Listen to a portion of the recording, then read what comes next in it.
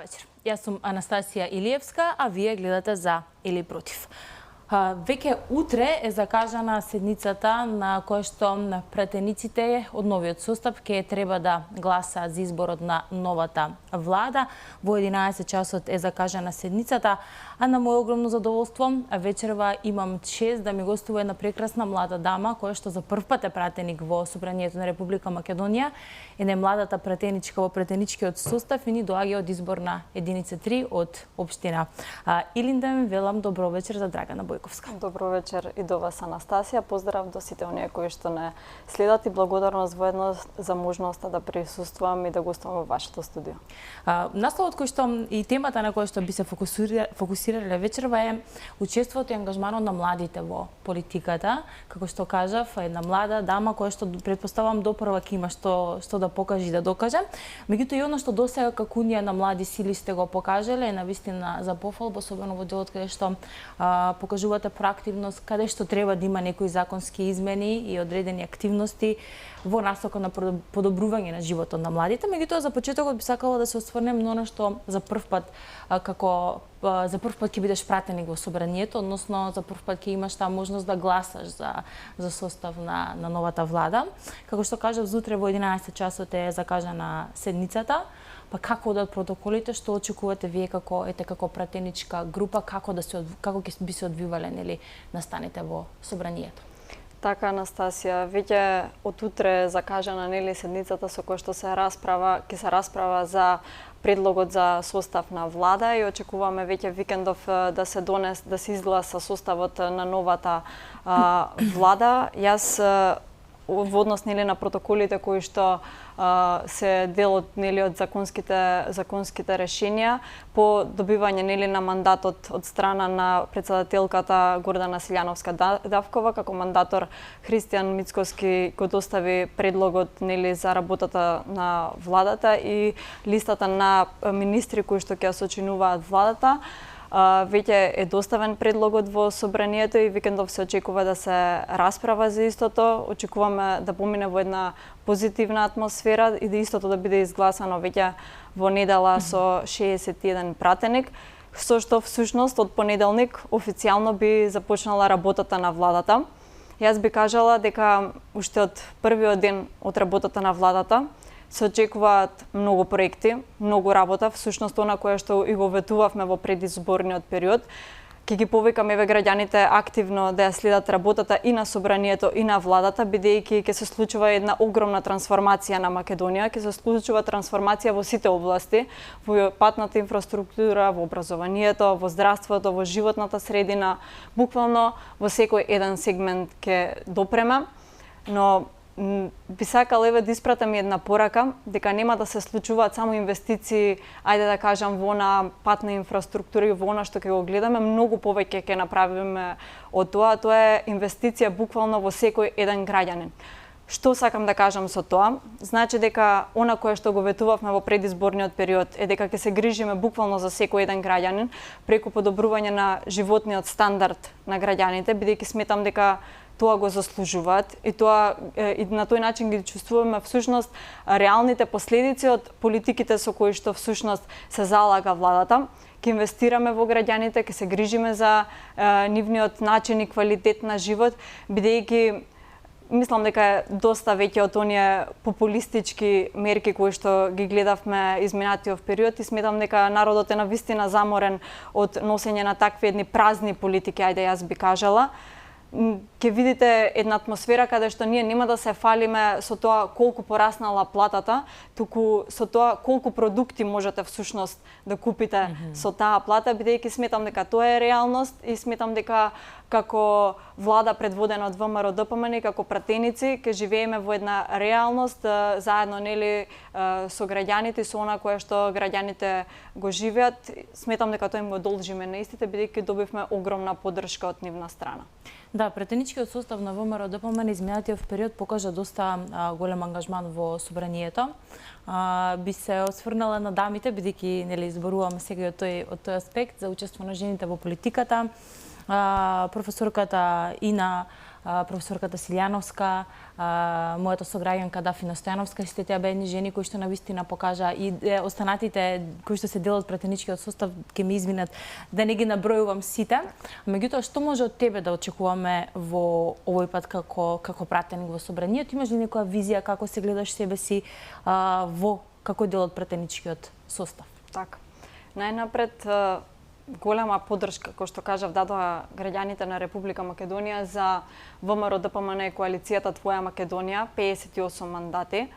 Тоа значи уште поголема одговорност за нас како пратеници во составот, а особено бидејќи зборувавме и за жените во политиката, очекувам од нас буквално да ја менуваме сликата во политиката, односно да создадеме една политичка култура каде што ќе биде нормално и храбро ќе биде жената да ги превземе работите во своји раци, да се занимава со суштинска политика. Како што ги наведовте моите колешки и сите останати кои што беа дел од претходниот состав, а кои што не се сега во овој момент, се токму типичен пример за тоа како може да ја менуваме политичката култура во Македонија и дека навистина жените може да ги превземат работите во своји раце.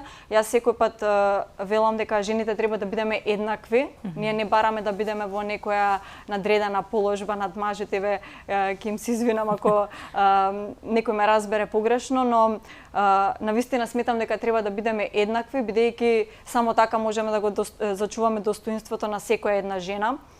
Што очекувам јас од собранието? Па најнапред би кажала како први меѓу еднаквите, очекувам почитување на уставот и на законите, бидејќи од нас тоа се бара и сметам дека е задолжително како дел од законодавната власт. Очекувам исто така да владе една позитивна атмосфера, бидејќи сметам дека треба да се дискутира многу повеќе за суштинските работи, односно за проектите и за позитивните законски решенија.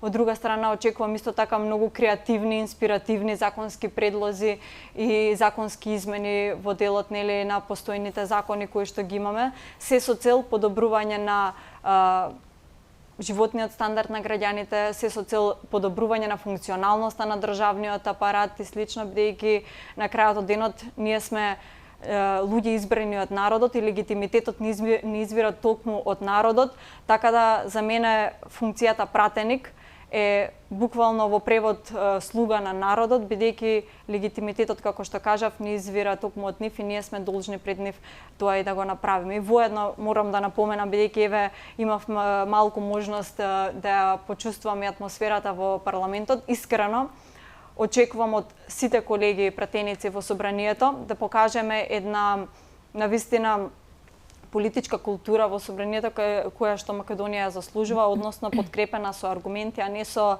политика, знаете, на расфрлање на пердови во недостиг на аргументи. Така во изминатиот период бевме сведоци од страна на пратениците на СДС и на Левица во она политика на расфрлање на пердови, бидејќи очигледно се соочуваат со недостаток на аргументи.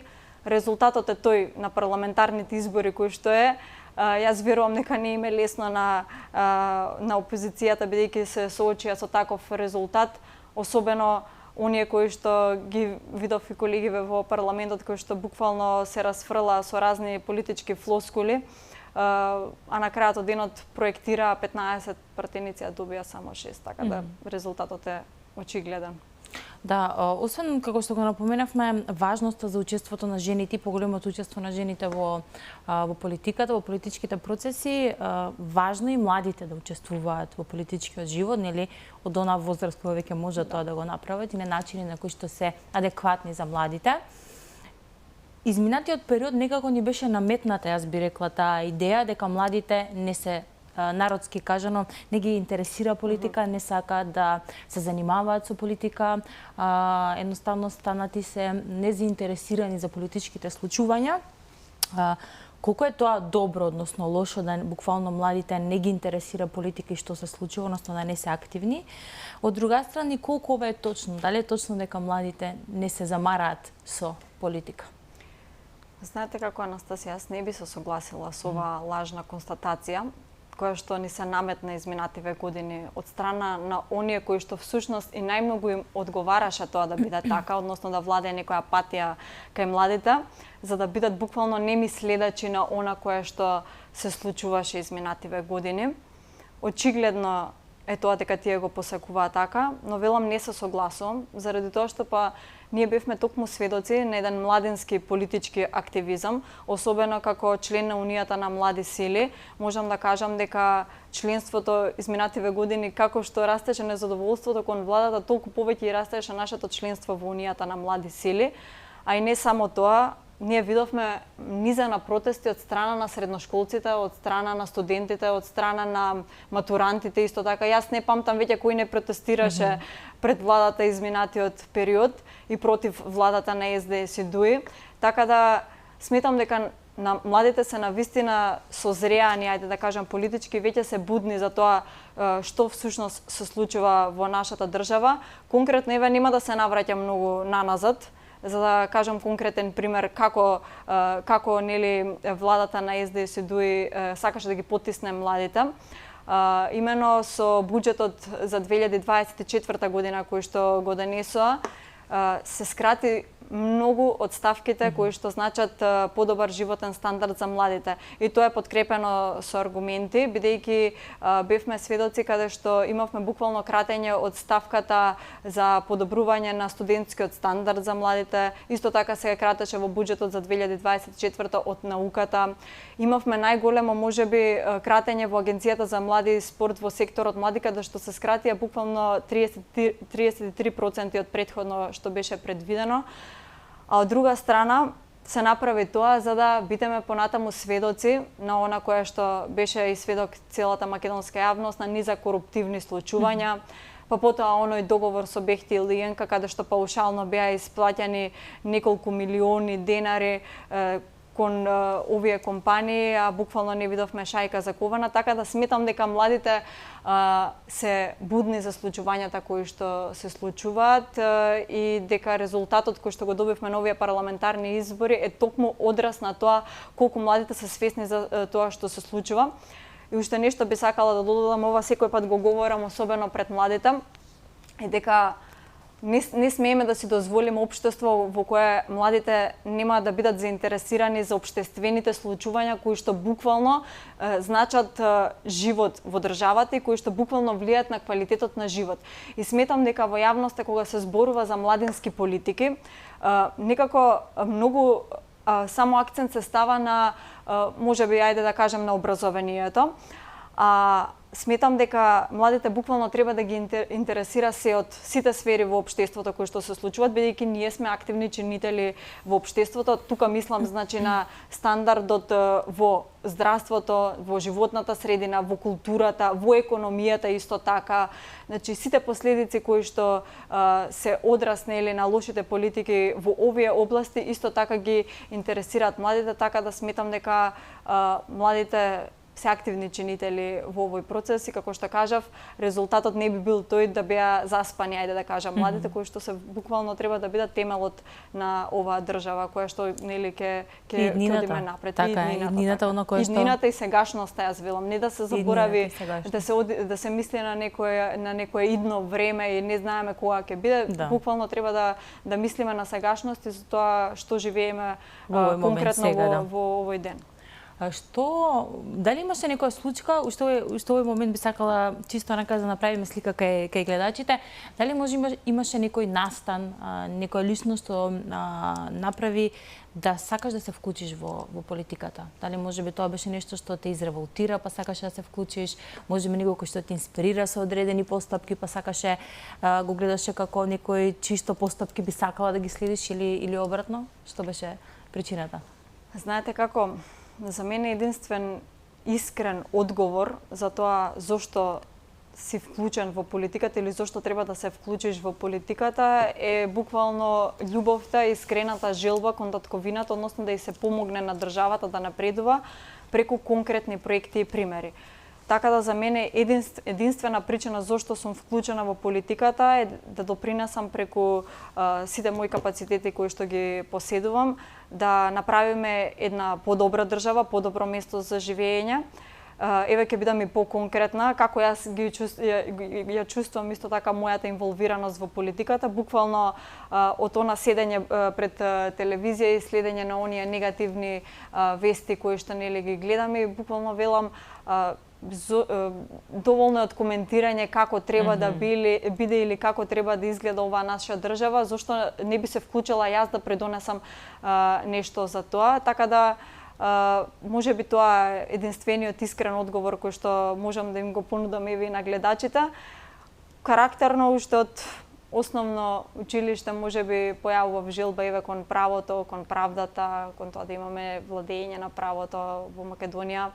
Понатаму затоа бев решена да го продолжам моето образование во средното правно училиште, за потоа да завршам на правниот факултет Јустинијан I на правните студии. Еве ќе бидам и докрај искрена. Професорка ми беше професорката Гордана Силјановска-Давкова, од која што имав можност да учам за уставот и за политичкиот систем.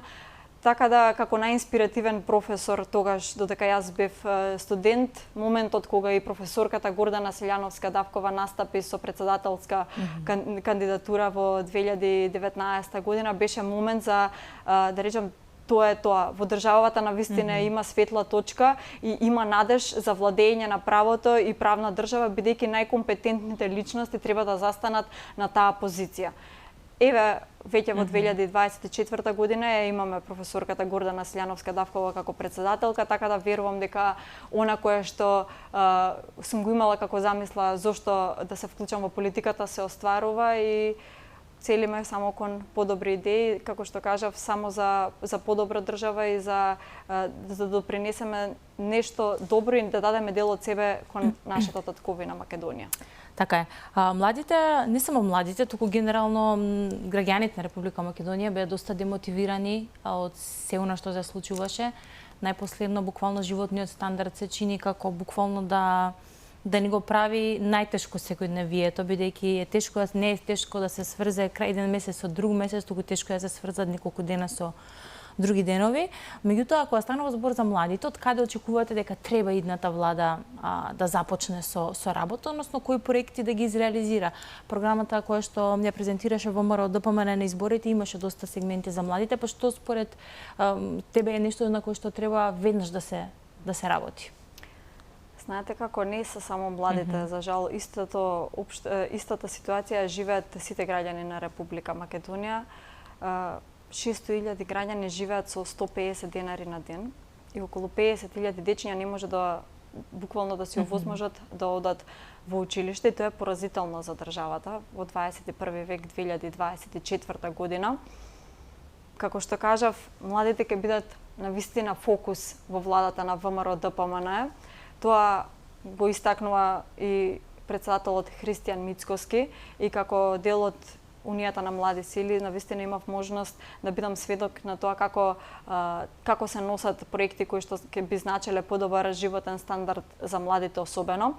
Кога се работи за животниот стандард на младите, би кажала дека тоа представува еден циклус каде што треба да се посвети внимание на 3 точки. Секој пат го велам тоа дека за еден млад човек потребно е да се обезбеди гаранција за образованието, за работата која што ќе работи нели и за домот, односно можноста за основање на семејство.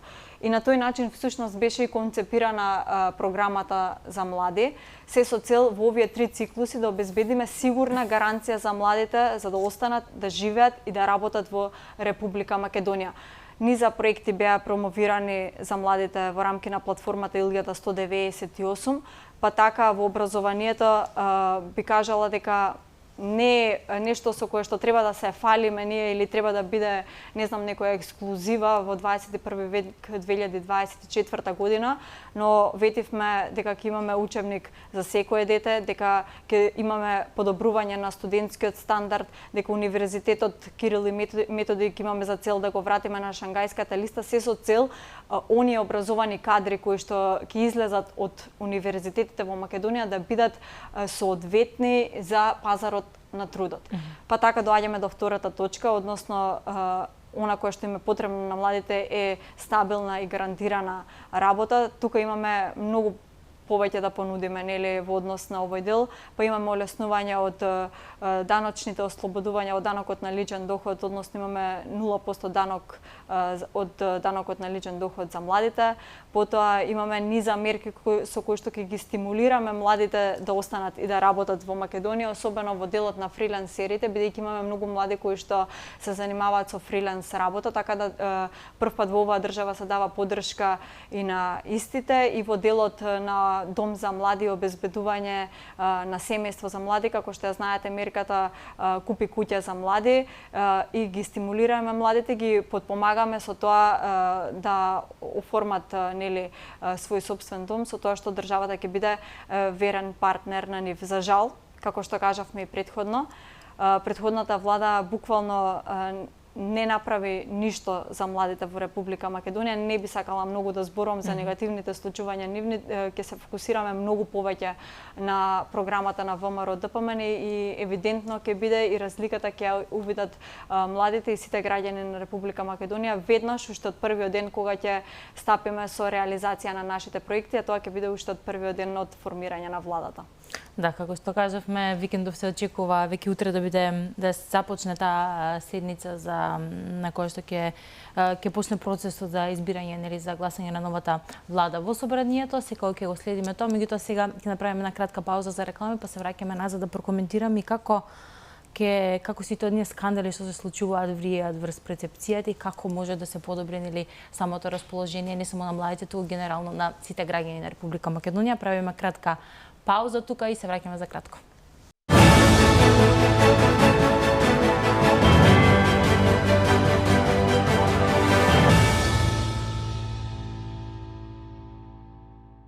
Добра вечер уште еднаш од студиото на За или Против. Вечерва во студиото гости ни е Драгана Бојковска, член на извршниот комитет на Унијата на млади сили и пратеник од изборна единица 3, пратенички состав на ВМРО. Да помене, продолжуваме таму каде што застанавме.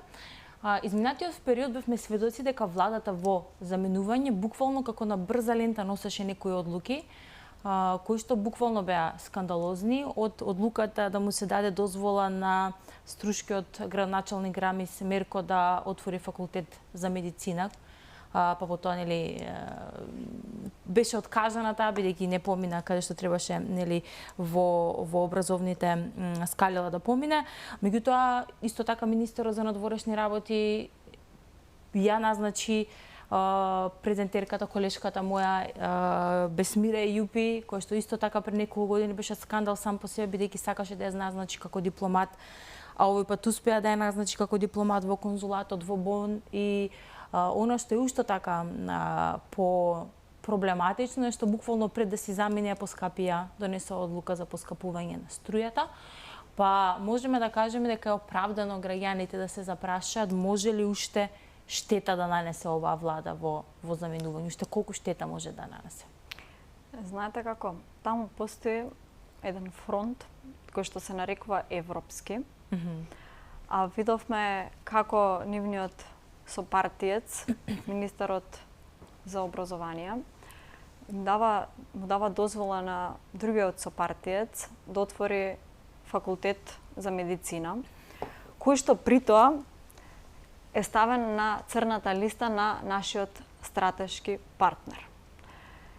И тоа е толку небулозно да се наречеш за себе си нели за европски фронт кој што се залага за некакви си европски вредности, кој што вели дека нели е за Европа, а всушност не покажа ништо друго освен што буквално се краде во името на Европската унија.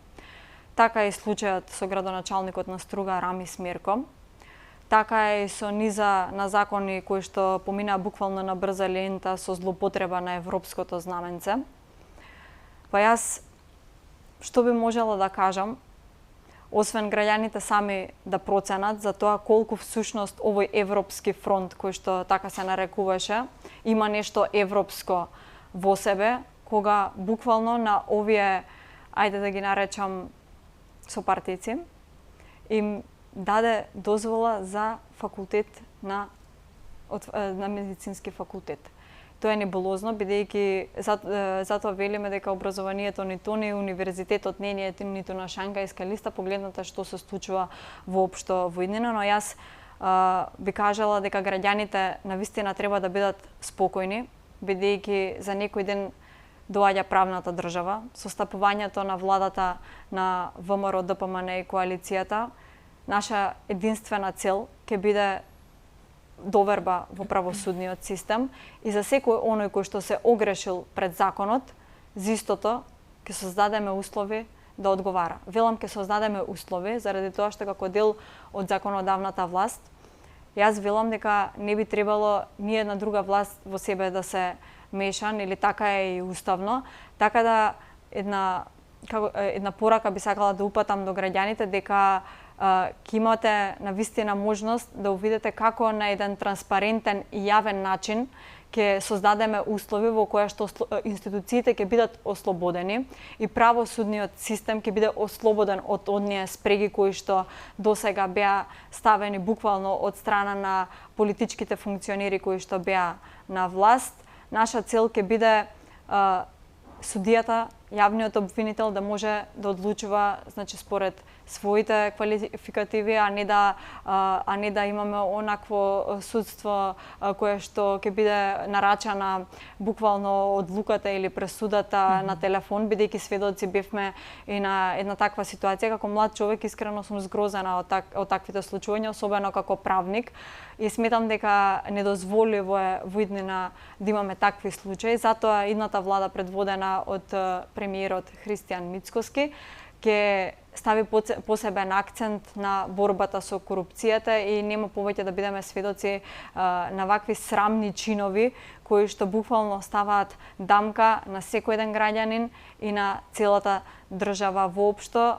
Јас би кажала дека европски е да се залагаме за копенхагенските критериуми, да се залагаме за борба против корупција, да се залагаме за подобар животен стандард на сите граѓани. Тоа е европски. Не е европски нивните политички функционери да се подпомагаат и во желба да земат до последен здив буквално нешто да приграбат и да украдат од оваа држава, искористувајќи ги сите ресурси и злоупотребувајќи ги сите закони за некоја си ефтина цел. Така да верувам дека граѓаните на Република Македонија ќе бидат достојно представени од владата на ВМРО ДПМН и ќе бидеме сведоци на низа проекти кои што ќе бидат позитивни и кои што конечно ќе значат слободен правосуден систем.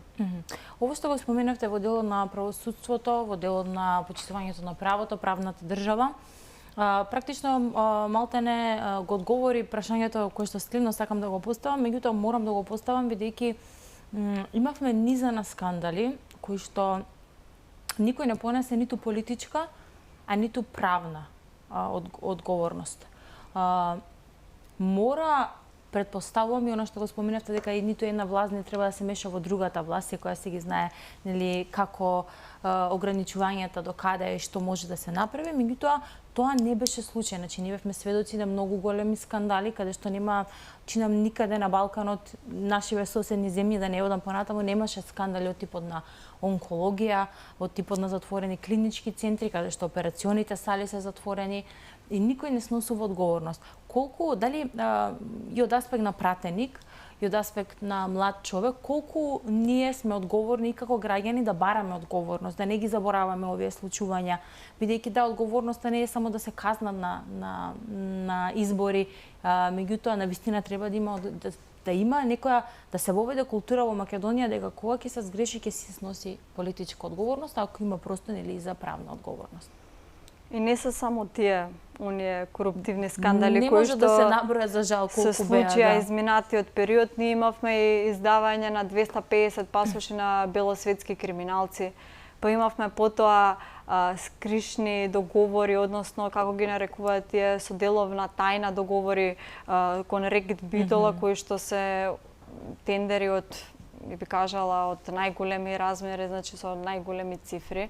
Потоа имаме, замислете, врховен судија фатен со пари во раце. И тука би сакала да кажам дека ВМРО ДПМН со малиот учинок кој што го направи во техничката влада, тука конкретно мислам на Министерството за внатрешни работи, за толку кратко време фати врховен судија со пари во раце, бидејќи нели се претпоставува и од она во јавноста која што излезе дека се работи за подкуп, и тоа е, мислам, единствен случај во Македонија. Ако видиме и пошироко и во останатите земји во регионот, немаме ваков случај кај што буквално е фатен со пари во рака на лице место врховниот судија. И тоа само ни кажува за тоа колку ни е правосудниот систем ефикасен. Затоа ветивме дека, како што кажавме и претходно, дека правосудниот систем мора да биде ослободен од спрегите кои што ги поседува моментално, и дека на тоа место треба да застанат на вистина квалитетни луѓе кои што се докажани во својата професија и од кои што не би било дозволиво како представници на судската власт, ајде да кажам, да бидеме сведоци на вакви случаи. Не само на судската, јас истото го мислам и за законодавната и за извршната власт, и тоа е пораката која што председателот Христијан Мицкоски континуирано ја искажува, дека нема да има толеранција за никого, дека ќе се зафатиме со многу работа и дека нема да биде буквално опростена ниту една грешка во оној дел доколку некој се вклучи во коруптивни действија. Така да пораката од председателот е испратена, и навистина како млад човек мене не ме интересираат функциите, не ме интересираат кој од кој политички субјект доаѓа. Мислам дека треба да покажеме една големина, бидејќи ние се залагаме за создавање на држава.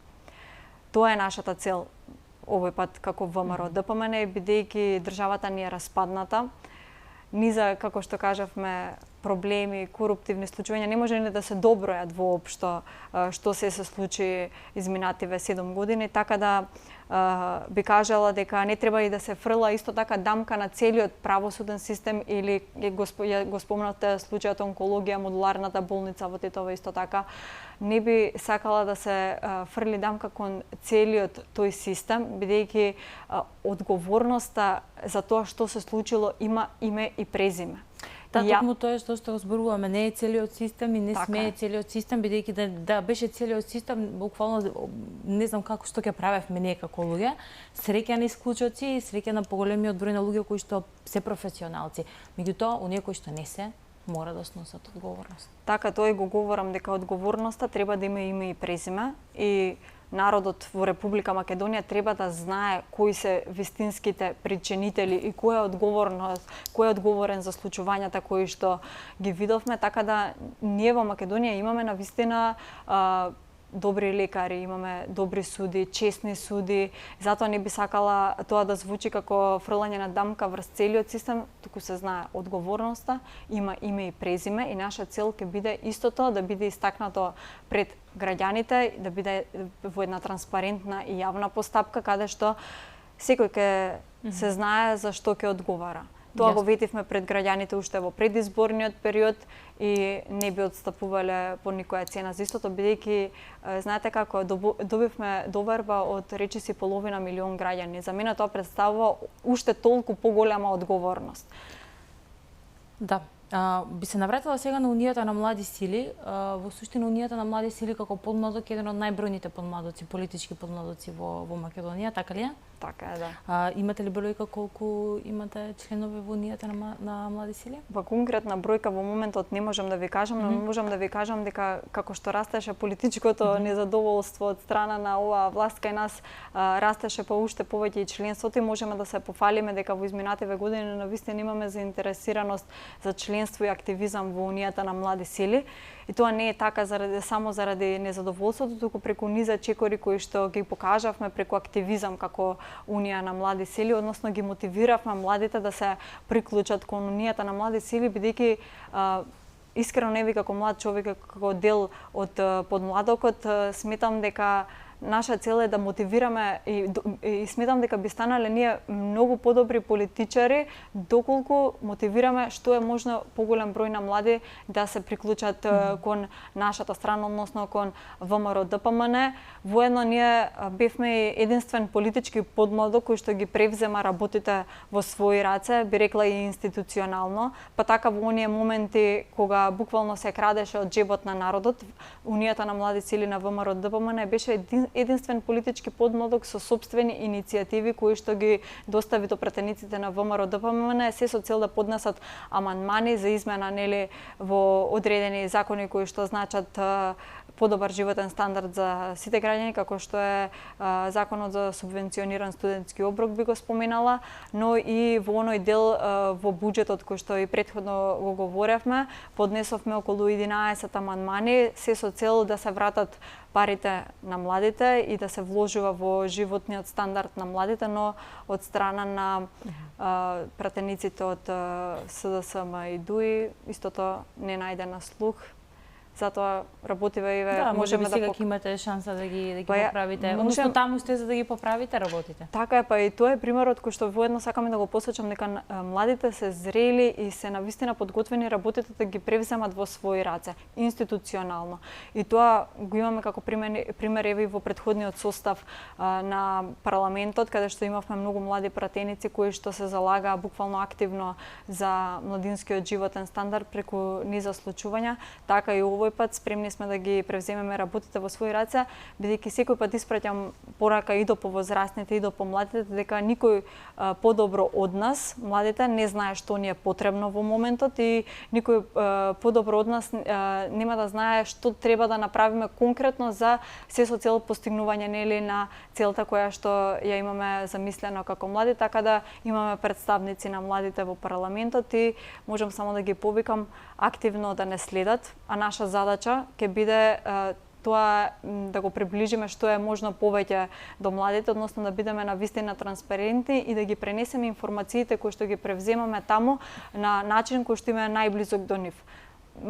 По-непопуларен начин е следењето на собранискиот канал, би рекла, но има тука повеќе алатки на социјалните медиуми каде што во најразлична форма можеме да ги пренесеме нашите действија и активности кои што ги превземаме таму, така да ги повикам младите активно да не следат во наредниот период. Кога станува збор за комуникацијата помеѓу подмладоците на политичките партии, би се навратила и на оно што како порака го прати лидерот на ВМРО ДПМН Христијан Мицковски, односно подаде рака за соработка кооперативност, помирување кога станува збор за интересите на државата. Колку вие како помладоци соработувате и дали се наоѓа некој заеднички јазик? Како Унија на млади сили, која се работело за интересите на младите, за суштинските интереси на младите, секој пат сме подавале рака кон останатите помладоци. Колку била раката прифатена, не би сакала да дискутирам, но како најголем политички подмладок, искрено би било и општествено одговорно да ги комуницираме останатите политички подмладоци, така да тоа и беше случај претходно. И како член во парламентот, искрено ќе се залагам тоа да продолжи понатаму, односно сите оние политики кои што се однесуваат и кои што се од важност за младите да бидат дискутирани со јавноста и со сите останати политички подмладоци, бидејќи јас бев една од нив кои што исто така сакав да бидам слушната во конкретната ситуација. За среќа имавме момент каде што имавме млади пратеници од ВМРО ДПМН кои што ги слушнаа нашите барања и се превземаа конкретни чекори. Така да големината можеме да ја покажеме, ја покажавме и во наредниот период, особено заради тоа што сме сега партија на власт, треба да покажеме големина и тоа ќе биде случај, како што кажав, може исто да го следат и граѓаните во наредниот период. Да, активни сте, имате и подкаст, сум го гледала, имате интересни гости и гостувања.